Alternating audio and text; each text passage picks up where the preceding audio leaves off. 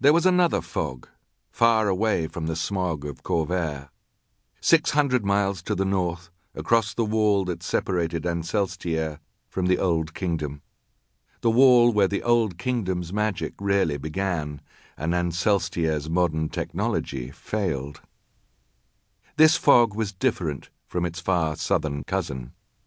It was not white, but the dark grey of a storm cloud, and it was completely unnatural. This fog had been spun from air and free magic, and was born on a hilltop far from any water. It survived and spread, despite the heat of a late spring afternoon which should have burned it into nothing. Ignoring sun and light breezes, the fog spread from the hill and rolled south and east, thin tendrils creeping out in advance of the main body.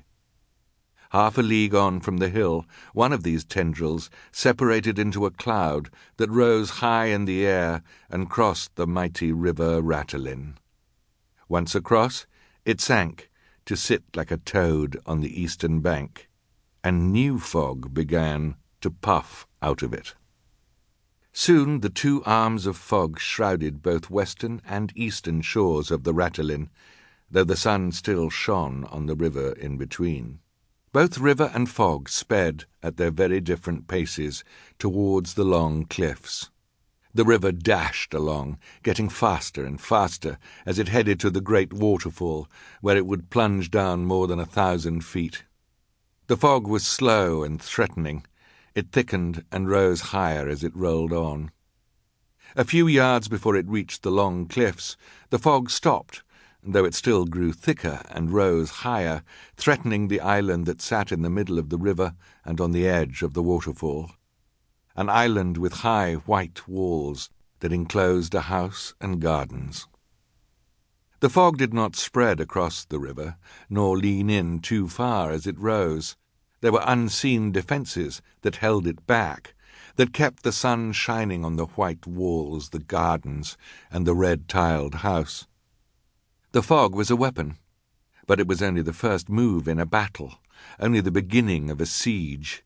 The battle lines were drawn, and the house invested.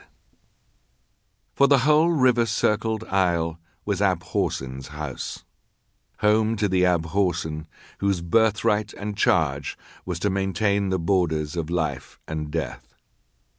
The Abhorsen, who used necromantic bells and free magic, but who was neither necromancer nor free magic sorcerer.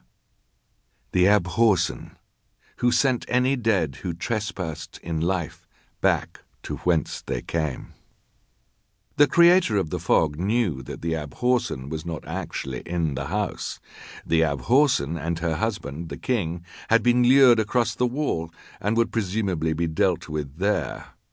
That was part of her master's plan, long since laid, but only recently begun in earnest.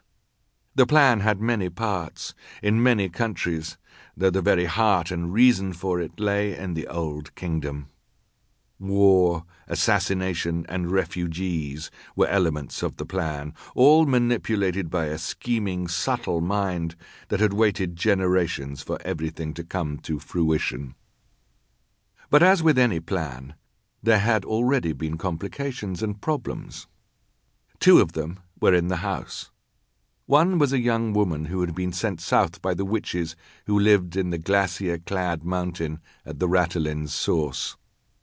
The Clare, who saw many futures in the ice, and who would certainly try to twist the present to their own ends. The woman was one of their elite mages, easily identified by the coloured waistcoat she wore, a red waistcoat, marking her as a second assistant librarian. The maker of the fog had seen her, black-haired and pale-skinned, surely no older than 20, a mere fingernail sliver of an age. She had heard the young woman's name called out in desperate battle. Lirael.